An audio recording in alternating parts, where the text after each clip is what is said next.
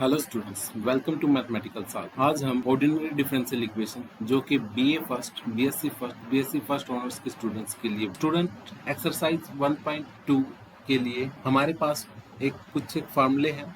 वो फार्मूले हम देख लेते हैं। फार्मूले क्या है? Integrating factor. अब तक जो हमने एक्सरसाइज की है, एक्सरसाइज 1.1, उसमें आपको क्या था कि m d x plus n d y के साथ कंपेयर करने के बाद आपके पास m की वैल्यू आ जाती थी, n की वैल्यू आ जाती थी। m की वैल्यू को पार्शियल डिफरेंशिएट कर देते थे विद रिस्पेक्ट टू y और n की वैल्यू पार्शियल डिफरेंशिएट कर देंगे विद रिस्पेक्ट टू x। फिर देखते थे ये दोनों बराबर हैं या नहीं। लास्ट एक्सरसाइज में ये दोनों बराबर होती थी। बराबर होते ही क्या करते थे, जो इक्वेशन है वो क्या है, वो एग्जैक्ट हो जाती थी। फार्मूला लगा देते थे। क्या था फार्मूला? m का integration with respect to x, जिसमें y को कांस्टेंट मानते थे। इसी तरह से n की टर्म में not containing x, terms in n not containing x, not contain, और इंटीग्रेशन करना था with respect to y is equal to, इस तरह से इसको सोल्व करते थे।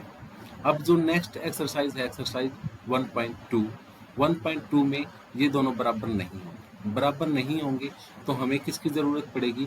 एक ऐसे फंक्शन की ज़रूरत पड़ेगी कि जिससे मल्टीप्लाई करने के बाद जो ये इक्वेशन है, इक्वेशन स्टार में क्या देखते हैं इसको, एक्स, इस इक्वेशन को किसी एक वैल्यू से मल्टीप्लाई करने के बाद जो ये एग्जैक्ट नहीं थी वो क्या आ जाएगी? एग्जैक्ट। उस फंक्शन को क्या कहेंगे?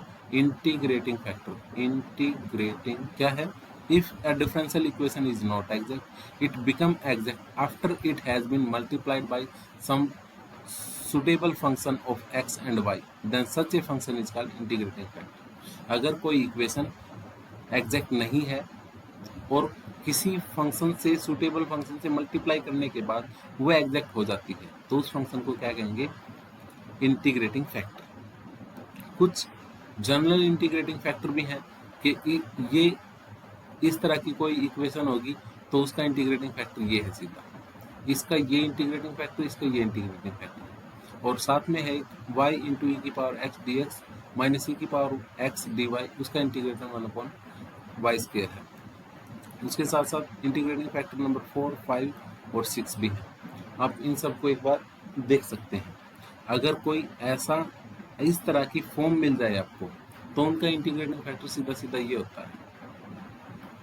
चलो कुछ एग्जाम्पल से इनको ठीक से समझते हैं। एग्जाम्पल नंबर फर्स्ट करते हैं हम। एग्जाम्पल नंबर फर्स्ट क्या है? Prove that 1/x² y² is the integrating factor of a differential equation. कौन सी? 1 + xy into y d x plus 1 - xy into x d y is equal to 0। सबसे prove करना हमें कि जो ये डिफरेंशियल इक्वेशन है इसका इंटीग्रेटिंग फैक्टर ये है। तो क्या करोगे? कंपेयर करोगे m d x plus n d y is equal to 0 के साथ। m की वैल्यू क्या आ जाएगी आपके पास? m की वैल्यू आ जाएगी, y को मल्टीप्लाई कर दो, y plus x y square, y plus x y square. n की वैल्यू आ जाएगी यहाँ से x की आती, x minus x square y. अब m को डिफरेंशिएट कर दो विद रिस्पेक्ट टू y, क्या हो जाएगा वो? 1 + x y। अब n को डिफरेंशिएट कर दो विद रिस्पेक्ट टू x, वो क्या हो जाएगा? 1 - 2x y। तो curl m by curl y 1 + 2xy आया है। Curl n upon curl x, जो curl n upon curl x है वो 1 - 2xy आया है। तो दोनों बराबर नहीं हुए। बराबर नहीं हुए तो क्या करोगे? इसको इंटीग्रेटिंग फैक्टर प्रूव करना है कि इस इक्वेशन का ये इंटीग्रेटिंग फैक्टर हो, इसको मल्टीप्लाई कर देते हैं हम। तो जो नई डिफरेंशियल इक्वेशन है वो क्या कौन बनेगी? 1 + xy² upon x² y² dx plus 1 - xy multiply होने के बाद ये y 1 से मल्टीप्लाई हो जाएगा, यहाँ x से भी मल्टीप्लाई हो जाएगा, x² y upon x² y² dy is equal to c, is equal to 0। अच्छा सोल्व कर लो इसको, क्या आ जाएगा? इसके नीचे रखोगे तो ये आ जाएगा 1/x² y प्लस इसके नीचे रखा तो 1/x और ये dx plus x/x² y square, तो ये हो जाएगा 1/xy² माइनस इसको नीचे रखोगे तो 1/y dy is equal to 0। यहाँ से हमें क्या मिल जाएगा, एक नई डिफरेंशियल इक्वेशन मिल गई। अगर ये डिफरेंशियल इक्वेशन एग्जैक्ट होगी तो ये इंटीग्रेटिंग फैक्टर हो जाएगा इसका, अगर एग्जैक्ट नहीं हुई तो इंटीग्रेटिंग फैक्टर ये नहीं होगा। हमें प्रूव करना है कि ये इंटीग्रेटिंग फैक्टर हो, इसके लिए इसका एग्जैक्ट होना जरूरी है। तो देखते हैं एग्जैक्ट होता है या नहीं। तो यहाँ से इसको कंपेयर करेंगे किसको, m d x plus m n d y is equal to 0 से। किसको, इक्वेशन नंबर 1 को प्रूव कर देते हैं। इक्वेशन नंबर 1 को उसके बराबर उससे कंपेयर कर देते हैं। तो m की वैल्यू क्या आ जाएगी, m की वैल्यू हो जाएगी हमारे पास 1/x² y प्लस 1/x। इसी तरह से n की जो वैल्यू है, n की वैल्यू हो जाएगी 1/xy² माइनस 1/y। ये m की वैल्यू होगी और ये वाली होगी n की वैल्यू, ये होगी m की वैल्यू। अब ये वैल्यू आ गई, हम जो m है उसको पार्शियल डिफरेंशिएट कर देते हैं with respect to y। Curl m upon curl y की वैल्यू निकाल लेते हैं। 1/x² तो ऐसे का था, और इसका डिफरेंशिएशन करेंगे तो ये आ जाएगा माइनस y² और आ जाएगा, और 1/x का डिफरेंशिएशन होगा नहीं क्योंकि ये कांस्टेंट वैल्यू है, 0 हो जाएगा। अब curl n upon curl x निकाल लेते हैं, वो हो जाएगा -1/x² y², इसका डिफरेंशिएशन 0 हो जाएगा। यानी कि curl m upon curl y की जो वैल्यू है वो आ गई -1/x² y², यहाँ भी y² is equal to curl n upon curl x। यानी कि जो इंटीग्रेटिंग फैक्टर था, जो वैल्यू थी 1/x² इंटू y², वो इंटीग्रेटिंग फैक्टर हो गया किसका, डिफरेंशियल इक्वेशन। इस क्या किया था हमने कि जो गिवन डिफरेंशियल इक्वेशन थी उसको कंपेयर किया, m और n की वैल्यू निकाली, m और n की वैल्यू निकालने के बाद curl n upon curl y की वैल्यू निकाली, देखा वो दोनों बराबर नहीं थी तो ये एक सूटेबल फंक्शन दे रखा था और पूछ रखा था कि इंटीग्रेटिंग फैक्टर होगा या नहीं होगा। इसको मल्टीप्लाई कर दी इसके साथ और इसके साथ, इसके साथ और इसके साथ मल्टीप्लाई करने के बाद ये वैल्यू आ गई। अब इसको कंपेयर कर दिया हमने m d x plus n d y के साथ, m की वैल्यू ये, n की वैल्यू ये, integrating factor curl m by curl y निकाला और curl n by curl x निकाला तो ये दोनों वैल्यू आ गई। ये दोनों वैल्यू तो बराबर थी, इसका मतलब ये इंटीग्रेटिंग फैक्टर हो गया। एग्जाम्पल नंबर फर्स्ट था। एग्जाम्पल नंबर सेकंड एक आसान सा एग्जाम्पल है।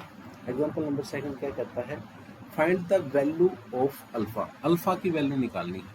If y raised to the power alpha is an integrating factor of differential equation। differential equation क्या है, वो है 2xy dx minus 3x² plus y² dy, minus बार लगा दिया, इसको माइनस करना पड़ेगा या तो बार प्लस लगा, इज इक्वल टू 0। तो इसको सबसे पहले कंपेयर कर देना है किसके साथ, m d x plus n d y, m d x plus n d y के साथ इज इक्वल टू 0। तो m की वैल्यू क्या आ जाएगी, m की वैल्यू आ जाएगी 2xy। यहाँ से n की वैल्यू क्या आ जाएगी, n की वैल्यू आ जाएगी -3x² plus y², -3x² plus y। Curl m by curl y निकाल लेंगे, वो हो जाएगा 2x। Curl n by curl x निकाल लेंगे, वो हो जाएगा -6x। दोनों बराबर नहीं है, इसका मतलब ये एग्जैक्ट इक्वेशन नहीं है। एग्जैक्ट इक्वेशन नहीं है ये वाली, तो क्या करना होगा, किसी इंटीग्रेटिंग फैक्टर से मल्टीप्लाई करनी होगी। और गिवन क्या है कि y raised to the power alpha integrating factor है, मल्टीप्लाई कर देते हैं इस सब के साथ। Alpha into 2xy dx minus 3x² y की पावर अल्फा माइनस y की power alpha plus dy is equal to 0। अब और सोल्व कर लेते हैं, क्या आ जाएगा, कंपेयर कर दो m d x plus n d y के साथ। तो m की वैल्यू क्या आ जाएगी, m की वैल्यू आ जाएगी 2y rate the power 1 plus alpha, और जो n की वैल्यू है वो क्या आ जाएगी वो हो जाएगी -3x² y की power alpha minus minus plus y की power 2 plus alpha, alpha plus 2 या 2 प्लस। पार्शियल डिफरेंशिएट कर दो इसको with respect to y, curl m upon curl y is equal to 2x बाहर आ जाएगा, 1 प्लस अल्फा आगे आ जाएगा और y की पावर अल्फा एक कम हो जाएगी। अब यहाँ से curl m curl n upon curl x और निकाल लेते हैं, वो क्या आ जाएगा -3y की पावर अल्फा प्लस 0। अब curl m upon curl y तो जो है वो दोनों बराबर है। इसका मतलब क्या हो गया, क्योंकि ये इंटीग्रेटिंग फैक्टर कह दिया ना इसका, तो ये दोनों बराबर हो जाएंगे। क्या हो जाएगा 2y की power alpha plus 2x alpha into y की power is equal to minus y की पावर अल्फा माइनस 6y की पावर। अब ये दोनों बराबर हो गए, दोनों बराबर हो गए तो क्या हो जाएगा x y की पावर अल्फा को कॉमन ले लेते हैं, x y की पावर अल्फा को कॉमन ले, तो यहाँ से बच गया 2 को भी कॉमन, यहाँ से तो बच गया 1 और यहाँ से बच गया 2x y की पावर अल्फा अल्फा बच, और दूसरी साइड क्या है -6x y की पावर -6x y की पावर अल्फा से -6x y की पावर अल्फा कट गया, 2 से 6 कैंसिल हो गया, यानी कि क्या वैल्यू आ गई 1 plus alpha is equal to minus, अब ये 1 उधर जाके माइनस का हो जाएगा, अल्फा की वैल्यू आ जाएगी -3 माइनस 1 माइनस अल्फा की वैल्यू निकाल ली थी, अल्फा की वैल्यू या। नेक्स्ट एग्जांपल है एग्जांपल नंबर 3, एक आसान एग्जांपल है। कहता है कि so that the integrating factor of a equation कौन सी है, इक्वेशन हमारे पास x² plus y² into dx minus 2xy dy is equal to 0। इसका इंटीग्रेटिंग फैक्टर हमें प्रूव करना है कि 1/x² होगा। आल्सो फाइंड इट्स, तो क्या करोगे, सबसे पहले कंपेयर करोगे किसके साथ mdx plus ndy is equal to 0 के साथ। यहाँ से m की वैल्यू आ जाएगी x² प्लस y², अब यहाँ से n की वैल्यू आ जाएगी -2xy। अब curl m upon curl y की वैल्यू निकाल लेते हैं, वो हो जाएगी 2y। साथ ही साथ curl n upon curl x की वैल्यू निकाल लेते हैं, वो आ जाएगी 2y ऑफ नेगेटिव। तो ये दोनों बराबर नहीं आए तो ये एग्जैक्ट डिफरेंशियल इक्वेशन नहीं है, not an exact differential equation नहीं है। तो क्या करोगे, इंटीग्रेटिंग फैक्टर से मल्टीप्लाई करनी होगी, तो 1/x² पूछ रखा कि शो करो कि ये इंटीग्रेटिंग फैक्टर होगा, तो क्या करोगे 1/x² से मल्टीप्लाई कर दोगे पूरी इक्वेशन को, किसको x² plus y² dx minus 2xy upon x² into dy is equal to 0। अब यहाँ से 1/x² अंदर जाएगा तो क्या जाएगा 1 plus y² upon x² dy minus x से x कट कैंसिल हो जाएगा 2y upon x dy is equal to 0। तो यहाँ से हमें क्या मिल जाएगा, कंपेयर कर देंगे फिर से इसको mdx प्लस ndy के साथ, तो m की वैल्यू क्या आ जाएगी, m की वैल्यू आ जाएगी 1 प्लस y² अपॉन x² और n की वैल्यू क्या आ जाएगी, n की वैल्यू आ जाएगी -2y upon x -2y upon x, ये n की वैल्यू। अब m को पार्शियल डिफरेंशिएट कर देते हैं with respect to y, with respect to y इसको पार्शियल डिफरेंशिएट करेंगे तो क्या आ जाएगा 1 का तो हो जाएगा यहाँ पे हमारे पास 0, और जो y² upon x² with respect to y करना है तो 2y अपॉन x² कांस्टेंट था ऐसे कैसा। अब पार्शियल डिफरेंशिएट करते हैं n को with respect to x, with respect to x करेंगे पार्शियल डिफरेंशिएट तो -2y ऐसे का, और x² का करेंगे x इनवर्स का करेंगे तो वो हो जाएगा -x इनवर्स स्क्वायर, वो नीचे चला जाएगा माइनस माइनस हो जाएंगे प्लस, यानी कि curl m upon curl y हो जाएगा 2y अपॉन x², और यही किसके बराबर होगा curl n upon curl x²। तो ये इक्वेशन हो जाएगी एग्जैक्ट, यानी कि ये इंटीग्रेटिंग फैक्टर है। तो इसका सॉल्यूशन निकालने के लिए हम क्या कर देंगे, सीधा फार्मूला यूज कर लेंगे। फार्मूला क्या, integration of m with respect to x treating as a y constant plus integration of terms in n not containing with respect to y is equal to, तो m को differentiate करना है with respect to x, करो y को constant मानते हुए क्या value आ जाएगी m की 1 plus y² upon x², n की टर्म में देख n जो है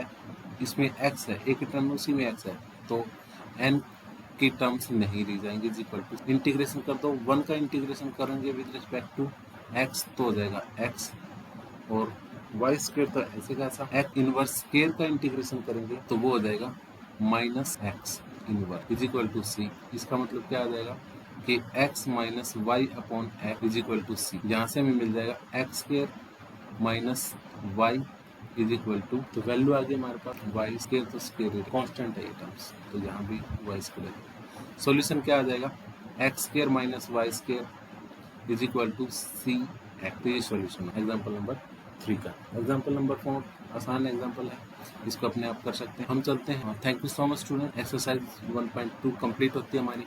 अगर कुछ प्रॉब्लम है तो आप मुझसे कमेंट करके पूछ